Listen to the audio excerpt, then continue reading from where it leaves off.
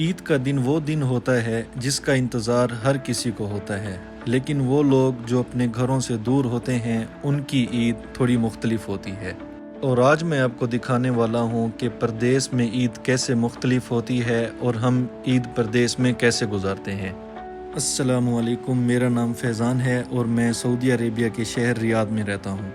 صبح اٹھا، تیار ہوا، نئے کپڑے پہنے اور عید کی نماز پڑھنے کے لیے مسجد کی طرف روانہ ہو گئے۔ سعودی عرب میں عید کی نماز طلوع آفتاب کے 15 منٹ کے بعد پڑھا دی جاتی ہے۔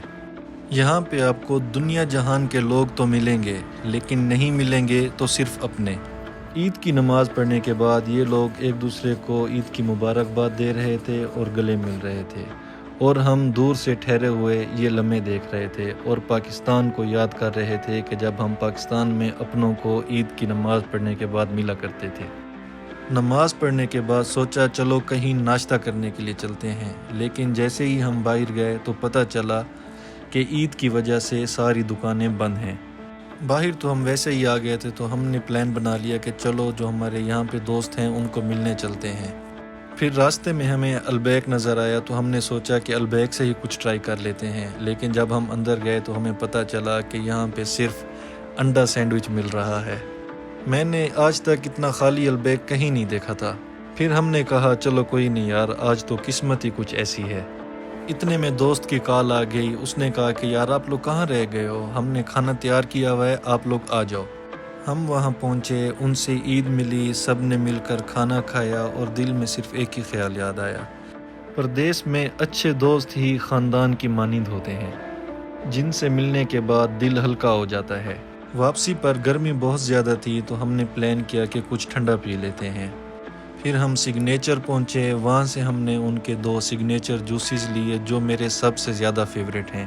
جوس لینے کے بعد پھر ہمارا اصل مشن شروع ہوا گوشت لینے کا۔ ہر دکان پر بہت رش تھا، ہر بندہ قربانی کا گوشت بنانے میں مصروف تھا۔ کافی دیر ڈھونڈنے کے بعد آخر کار ہمیں گوشت مل ہی گیا۔ گوشت لینے کے بعد ہم گھر واپس آ گئے۔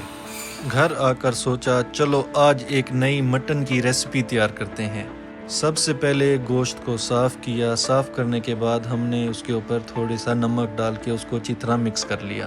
ایک کڑھائی میں آئل لیا اور اس کے اندر ہم نے گوشت کو ڈال دیا۔ گوشت کو اتنا فرائی کیا کہ اس کا کلر گولڈن براؤن ہو گیا۔